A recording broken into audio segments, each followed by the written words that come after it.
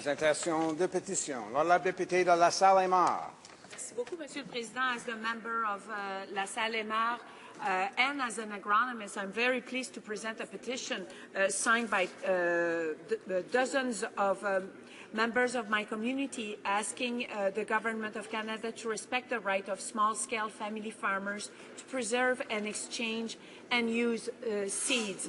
It has a very important role, especially to support small family farmers, especially women, in international aid policy, ensure that policies and programs are developed in consultation with small family farmers and that they protect the rights of small family farmers in the South to preserve and use freely and exchange seeds.